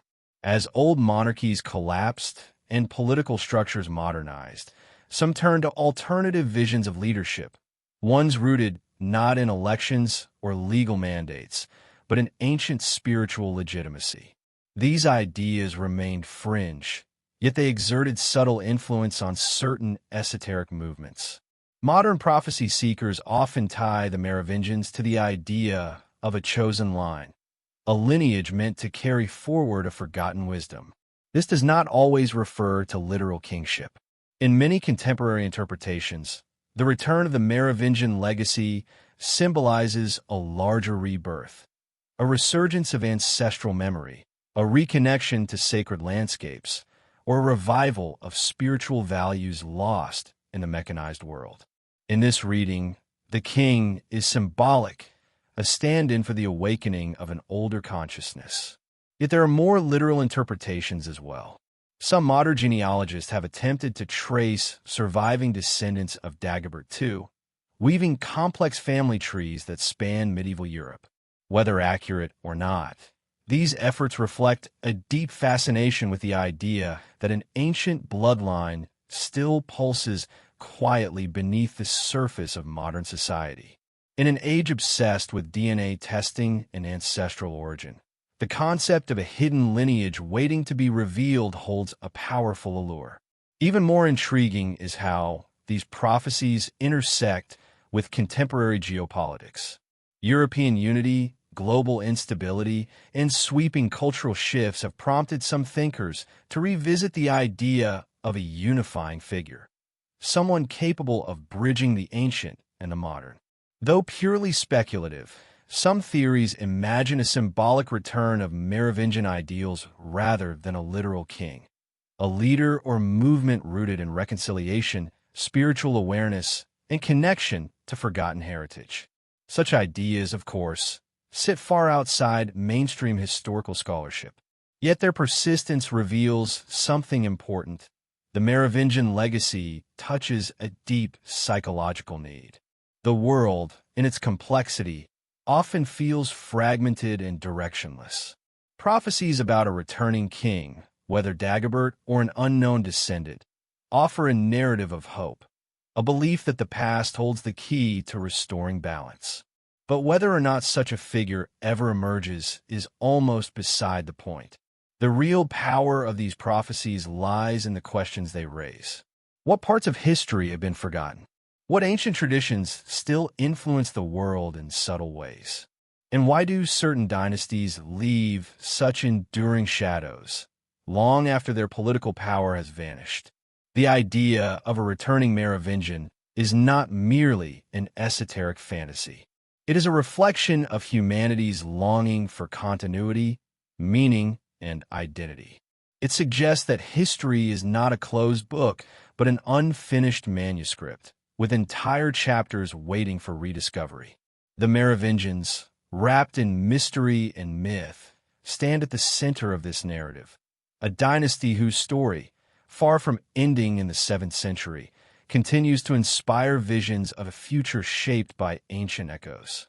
In every era, history leaves behind unanswered questions, silent gaps that ignite curiosity and invite speculation. Among these gaps, few are as persistent or as compelling as the mysteries surrounding the Merovingian dynasty. For centuries, scholars, mystics, and seekers of hidden knowledge have attempted to piece together fragments of a story shrouded in secrecy. The deeper one searches, the more the narrative extends beyond ordinary history, weaving itself into legend, symbolism, and shadowed traditions that stretch across Europe. These layers of mystery form a labyrinth where historical fact, political intrigue, esoteric belief, and myth blend into one complex tapestry. One of the central enigmas concerns the abrupt transformation of power during the transition from the Merovingians to the Carolingians. Official histories describe it as a necessary political evolution. Yet the swiftness with which an ancient dynasty was replaced suggests deeper forces at work. The peculiar silence of many contemporary manuscripts has raised countless questions. Why did chroniclers omit key details? Why were certain events recorded with unusual vagueness? The erasure of specific narratives appears too deliberate to be accidental, hinting at motives that extended far beyond simple dynastic politics. The mystery deepens when examining accounts of Dagobert II, whose dramatic fall remains one of the least transparent episodes in early medieval Europe. His assassination, carried out with striking precision, was followed by centuries of narrative obscurity, as if the event were intentionally submerged beneath layers of myth and bureaucratic omission. Some historians argue that the Church was simply reshaping political alliances for stability. Others believe it was a carefully orchestrated removal designed to eliminate a lineage that retained spiritual authority independent of emerging ecclesiastical power. The tension between these two forms of authority, royal and clerical, frames much of the unanswered narrative surrounding the Merovingian collapse. Beyond the political mysteries lie the symbolic ones. The Merovingians were associated with imagery that predates their royal influence. The recurring presence of the fish motif, sacred hair traditions, and references to semi-divine ancestry all point to cultural identities far older than their medieval reign. These symbols appear in multiple ancient traditions, suggesting that the Merovingians inherited or preserved fragments of knowledge long forgotten by mainstream history. Their kingship did not resemble typical European monarchies. It carried traces of a priestly heritage, merging spiritual and political authority in ways that later systems rejected. The disappearance of this unique form of kingship raises questions about what knowledge may have been lost or intentionally concealed. Many unresolved elements revolve around the so-called hidden lineage. Stories of surviving descendants circulated in whispers long after the dynasty was declared extinct. Monastic records contain curious entries hinting that Dagobert's bloodline did not end with his assassination. Genealogical anomalies, unexplained migrations, and obscure family ties occasionally emerge in medieval documentation, leading some researchers to suggest that remnants of the lineage dispersed into noble families across Europe. While concrete proof remains elusive, the consistency of these scattered references keeps the possibility alive. Equally enigmatic are the secretive groups said to have guarded this lineage. Various esoteric societies throughout European history have asserted a connection to ancient royal bloodlines, though such claims are often unverifiable. Yet some traditions appear to share a common narrative: the belief that certain families carried forward a dormant inheritance, spiritual, political, or symbolic, that would one day be revived. These groups rarely specified what form this revival would take, nor did they openly reveal what knowledge they protected. Their silence adds weight to the suggestion that something of significance was preserved away from the reach of political rewriting. Another unresolved dimension involves the prophecies associated with the dynasty. Medieval visions, monastic predictions, and later esoteric writings speak of a returning king, often described as a restorer of equilibrium during periods of upheaval. The similarities between these texts, despite originating from different centuries, suggest a shared cultural memory. Whether these prophecies refer to a literal descendant or a symbolic renewal of forgotten principles remains unclear. What is certain is that they have contributed to the enduring mystique surrounding the dynasty, reinforcing the idea that its story remains unfinished. More recent centuries have not diminished the mystery. Instead, they have expanded it. When Renaissance scholars rediscovered ancient manuscripts, they were puzzled by references to a lineage intertwined with early European spiritual traditions. Enlightenment thinkers dismissed such accounts as superstition, yet Romantic-era writers revived them, interpreting the Merovingians as symbols of a more mystical Europe buried beneath modern rationality. In the 20th century, the rise of alternative historical theories brought renewed attention to long-ignored manuscripts, secret archives, and unexplained correlations within medieval genealogies. Although many of these theories lack concrete evidence, Their persistence illustrates the human fascination with hidden history. Even contemporary research retains unanswered questions. Archaeological findings sometimes contradict written chronicles, suggesting that not all parts of Merovingian history were accurately recorded. Symbolic artifacts, burial patterns, and relics attributed to early kings hint at cultural layers still not fully understood. Some relics have origins that do not match known historical accounts, raising the possibility that additional, unrecorded traditions surrounded the dynasty. The absence of definitive explanations fuels ongoing speculation and keeps the narrative open. A final layer of mystery lies in the psychological impact the dynasty continues to have. The Merovingians occupy a unique place in the imagination, not simply as ancient rulers, but as symbols of a forgotten world where political power and spiritual identity were intertwined. Their story challenges modern assumptions about leadership, heritage, and historical continuity.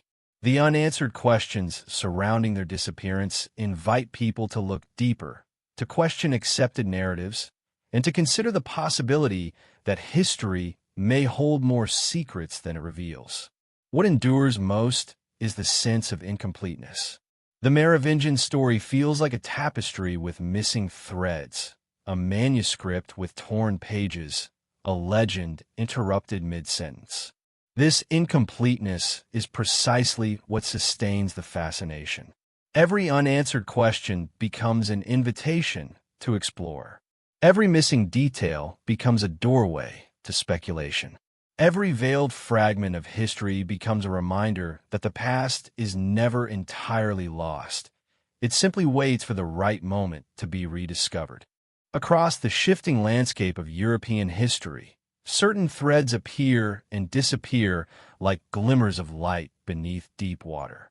The Merovingian legacy is one of these threads, never fully visible, never entirely gone. As centuries unfolded, the dynasty's memory became entangled with political agendas, religious reforms, territorial reshaping, and the emergence of modern nation-states. Yet somehow, beneath these layers, quiet echoes of the lineage persisted. Scholars, mystics, and secretive groups all left behind fragments of testimony, suggesting that the ancient inheritance was never truly extinguished. Instead, it adapted, concealed itself, and resurfaced when moments of instability or curiosity made the world receptive once more.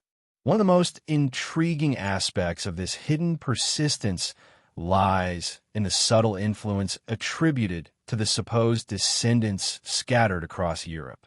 Even without direct recognition, certain noble families carried reputations for unusual authority or unexplained ancestral prestige. Their symbols, mottos, and preserved traditions occasionally resembled ancient Merovingian motifs, spirals, lilies, fish marks, and peculiar heraldic creatures. While historians attribute most of these similarities to coincidence or inherited artistic styles, esoteric researchers argue that such parallels are too numerous to ignore. They suggest an intentional continuity, a deliberate safeguarding of identity that survived through marriages, patronage, and coded tradition. The echoes also manifest in unexpected intellectual movements. During the Renaissance, when Europe rediscovered forgotten manuscripts and revived ancient philosophies, a subtle resurgence of interest in pre-Carolingian kingship appeared. Scholars referenced the old blood in ways that hinted at more than academic curiosity. Some humanists spoke of an idealized ancient monarchy connected to natural law, spiritual insight, and a type of sovereignty distinct from feudal absolutism. These writings, though often philosophical in tone, closely matched descriptions of Merovingian rule preserved in earlier chronicles. The timing of this renewed interest, emerging just as Europe was questioning its foundations, suggests that forgotten histories were resurfacing for a reason. The Enlightenment, for all its rationalism, also encountered traces of this legacy.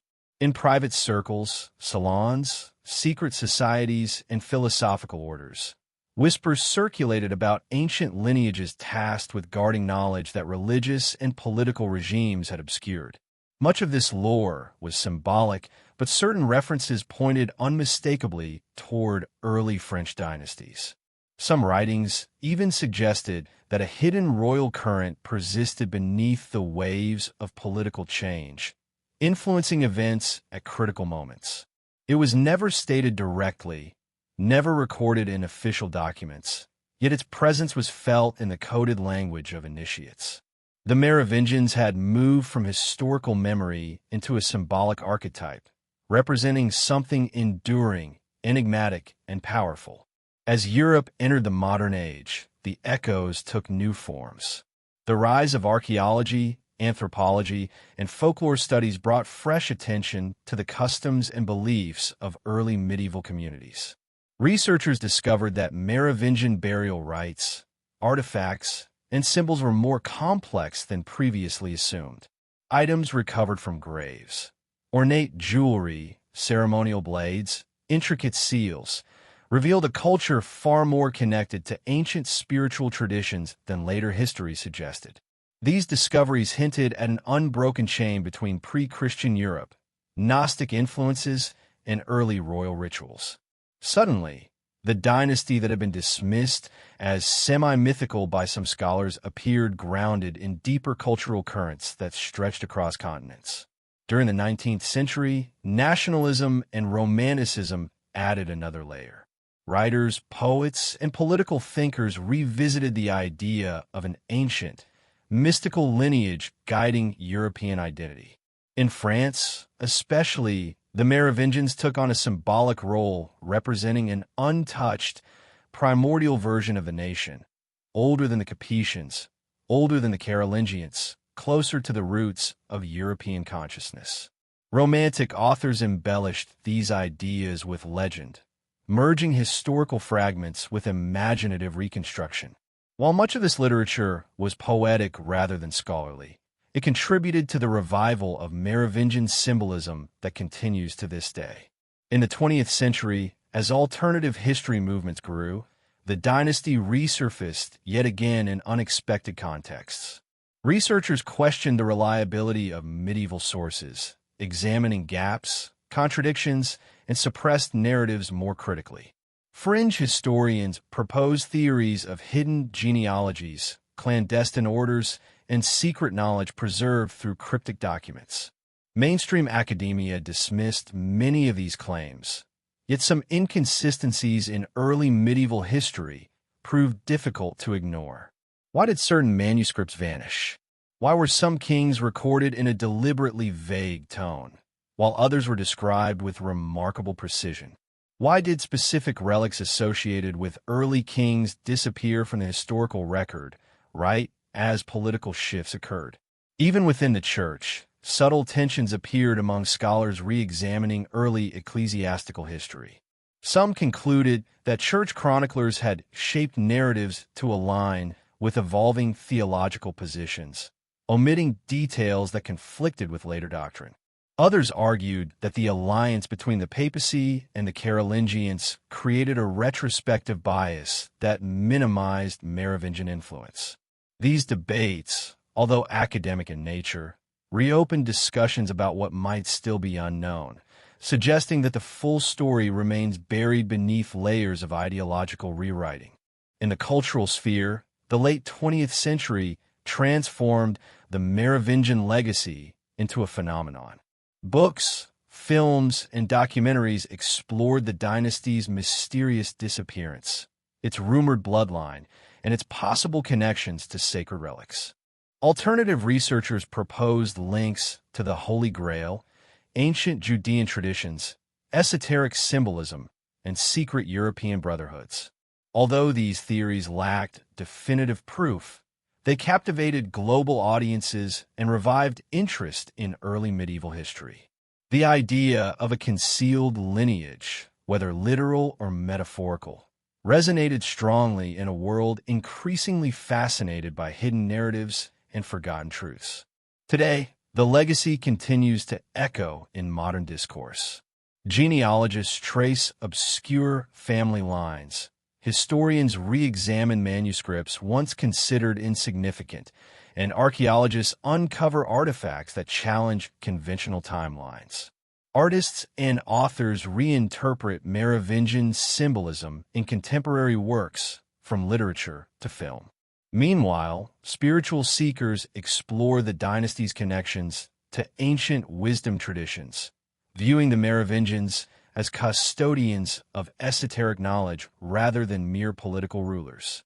Their image as mystical kings, half historical, half legendary, has grown stronger in modern consciousness than at any point in the last 1,000 years.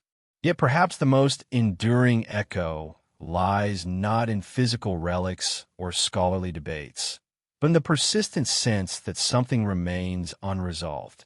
The Merovingian story still feels incomplete, as though key chapters of history are waiting to be rediscovered. The whispers of hidden ancestry, the traces of unrecorded wisdom, the symbols carried quietly across generations, all suggest that the legacy did not end with the fall of the dynasty. Instead, it survived in shadow, resurfacing where least expected, shaping ideas, inspiring myths, and reminding the world that the past is never as distant as it seems. In the end, the modern echoes of the Merovingian legacy form a bridge between ages. They connect ancient kings to contemporary seekers, forgotten rituals to modern imagination, suppressed history to renewed curiosity. Whether these echoes represent literal descendants, symbolic memory, or the survival of an archetype, they continue to resonate through time. The dynasty may be gone, but its presence lingers, quiet, persistent, and haunting, inviting each generation to look deeper into the mysteries that history leaves behind. As the modern world grows increasingly complex, fragmented, and uncertain, the question of what ancient legacies still influence contemporary events becomes more compelling. Among these lingering inheritances, the Merovingian lineage occupies a unique place, subtle yet persistent, elusive yet strangely resonant. Over time, researchers, mystics, and historians have attempted to trace how the principles, symbols, and whispered traditions of this ancient dynasty might have seeped quietly into the fabric of modern society. Though separated by more than a millennium, the echoes of Merovingian thought appear to manifest in unexpected corners of politics, culture, philosophy, and spiritual exploration. The connections are never direct, never overt, but they emerge in ways that hint at an underlying continuity, an invisible thread weaving the past into the present. In the political sphere, certain foundational ideas that shaped early Europe seem to reappear in modern concepts of governance, identity, and collective memory. The Merovingians ruled through a system that combined central authority with semi-autonomous regional governance, a balance between unity and local freedom. While this structure eventually crumbled, its underlying principles bear a faint resemblance to the decentralized models of governance favored by many modern nations and unions. Federal systems, regional councils, and movements advocating cultural autonomy echo the ancient tension between central rule and local identity. This is not to claim a direct institutional lineage, but rather to suggest that the same philosophical impulse, the desire for authority that respects regional diversity, has resurfaced across centuries. Cultural identity, too, seems to carry subtle traces of the lost dynasty. In regions once under Merovingian influence, folklore continues to preserve stories of sacred kings, blessed bloodlines, and sovereigns chosen not by conquest, but by spiritual legitimacy. These legends persist in rural communities, often dismissed as superstition, yet they form a cultural memory that refuses to fade. They imbue certain landscapes, ancient forests, rivers, and hill forts, with symbolic significance.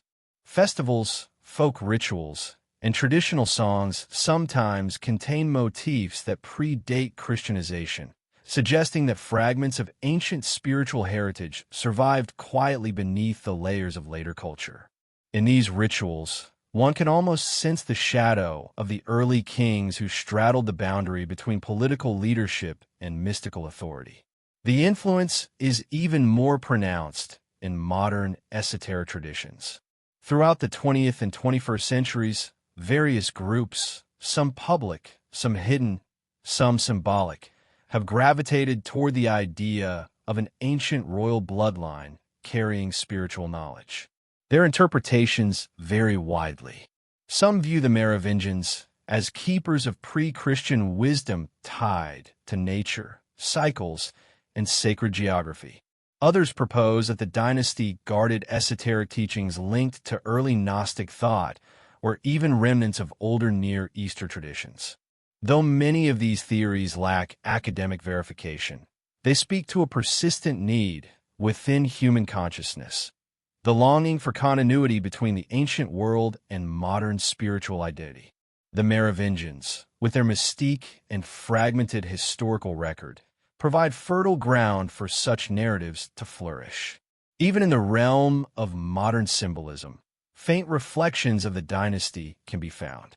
The fleur-de-lis, often associated with later French monarchs, has roots reaching back into Merovingian heraldry. The fish emblem, long overshadowed by Christian reinterpretation, appears in unexpected places, logos, seals, and artistic works whose creators may have been unaware of its ancient significance. Certain families continue to use symbols that trace back to early medieval markings, perhaps out of tradition, perhaps out of an unconscious link to forgotten ancestry. These visual remnants act like quiet reminders that the past persists not only through texts, but through symbols that survive transitions of power and shifts in cultural identity.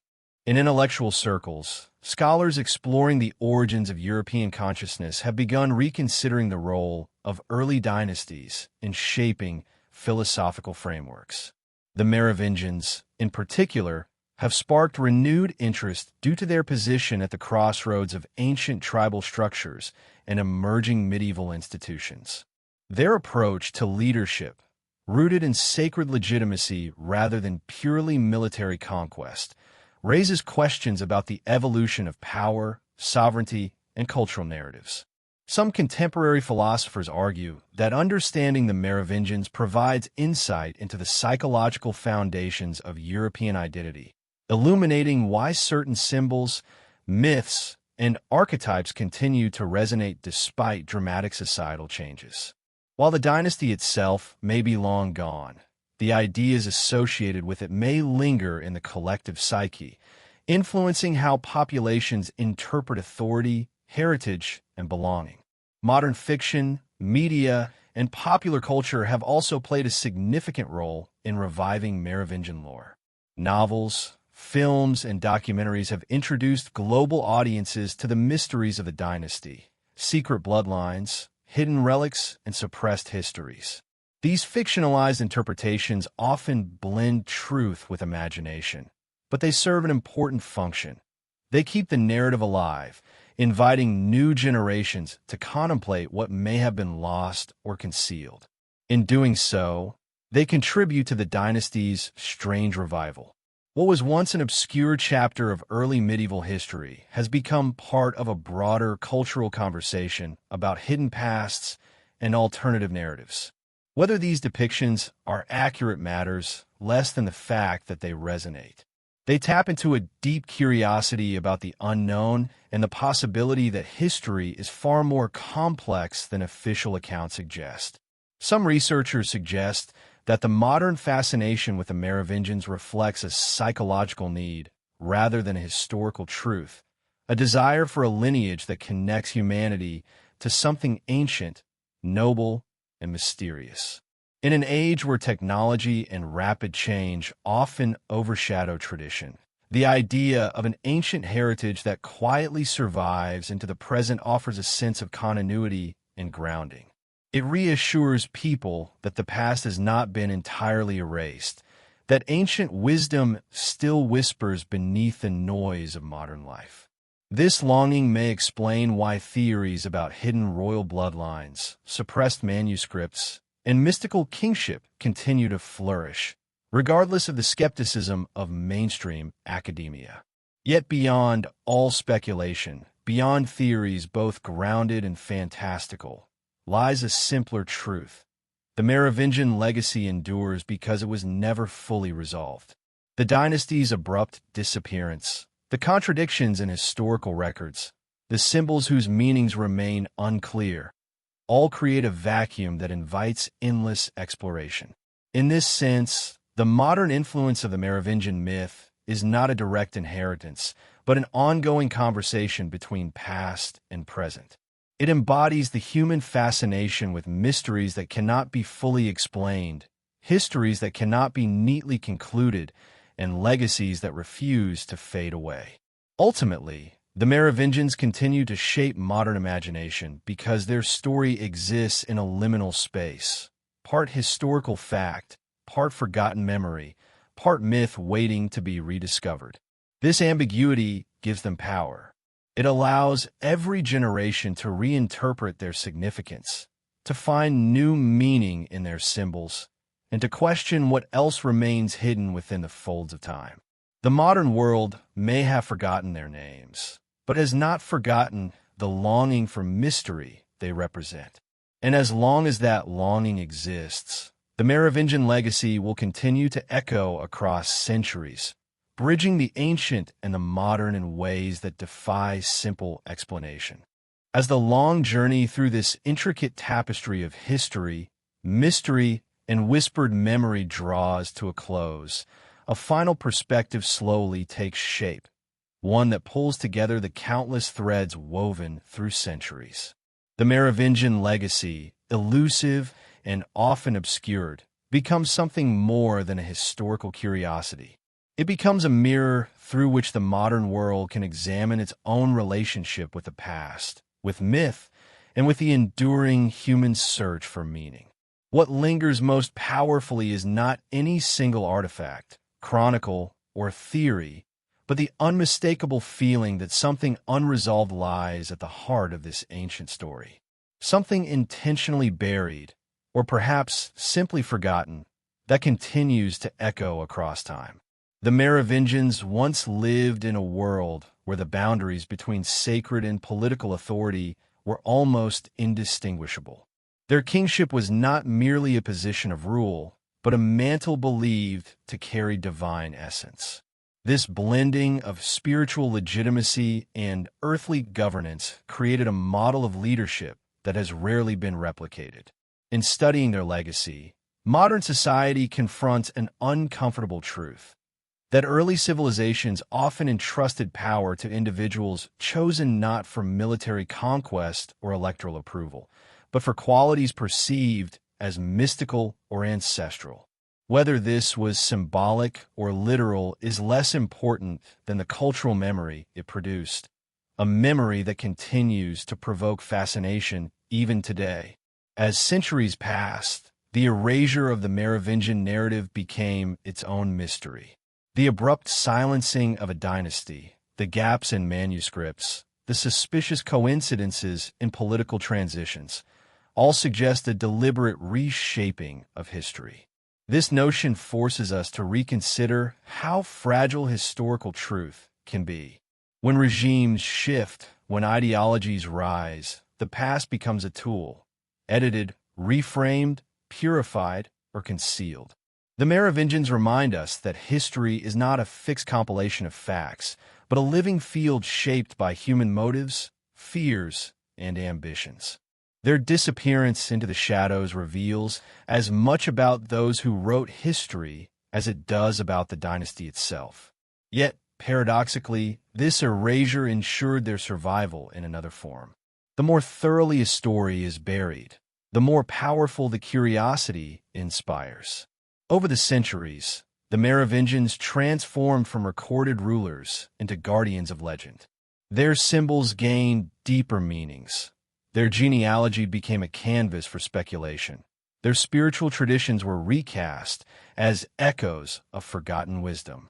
Whether these interpretations hold historical accuracy matters less than the enduring cultural magnetism they generate. Their legacy thrives precisely because it is incomplete, allowing each generation to project its own questions onto the silence they left behind. Modern seekers, academics, writers, and spiritual explorers alike find themselves drawn to the dynasty because it represents something rare, a historical mystery that refuses to harden into certainty. It bridges two worlds, the documented and the imagined, the rational and the symbolic. In an era when information is instant, abundant, and often overwhelming, such unresolved stories provide an unexpected refuge. They invite reflection, speculation, and a sense of wonder that contemporary life often lacks. The Merovingians awaken the intuition that not all truths are found in archives. Some must be sensed, interpreted, and approached with imagination as much as logic. This final reflection leads inevitably to a broader question. What does the Merovingian legacy reveal about humanity's relationship with the unseen currents of history? It reveals that societies are shaped not only by the events they know, but also by the mysteries they do not fully understand. Hidden lineages, symbolic traditions, and ancient prophecies all contribute to a collective consciousness that extends beyond documented fact. Even when unproven, these elements influence art, culture, spiritual identity, and political rhetoric. The Merovingian story shows that myth and history, far from being opposites, often exist in a delicate partnership. One fills the gaps of the other, creating a fuller picture of how humans interpret their past. Perhaps the most profound aspect of their legacy lies in its ability to ignite the imagination. The possibility, however remote, of a surviving bloodline, of ancient knowledge preserved in secrecy, of prophecies whispered across centuries, invites people to question the limitations of the official narrative. It encourages deeper inquiry into what else might remain hidden in the shadows of time. The Merovingians, once mortal rulers, have become an archetype, symbols of a forgotten world where kingship was sacred, where power carried mystical significance, and where truth was layered like a palimpsest waiting to be deciphered. As we look at the modern world, its uncertainties, its rapid transformations, its longing for roots, the fascination with this lost dynasty becomes even more understandable. People seek stability through stories that connect them to something ancient and enduring. They search for meaning in a landscape where traditions fade quickly and identity often feels fragmented. The Merovingian legacy provides a bridge back to a time when lineage, ritual, and myth were powerful forces shaping society. It offers the comforting possibility that the past is not gone, but merely hidden, waiting to surface at the right moment. In this sense, the Merovingians are not just figures of a distant era. They are symbols of the deeper mysteries that lie beneath our everyday understanding of history. They remind us that the world is shaped as much by what has been forgotten as by what has been remembered. Their silent presence in modern imagination suggests that some truths cannot be erased simply by omission. They endure, resurfacing in symbols, stories, and the quiet intuition that history still holds undiscovered depths.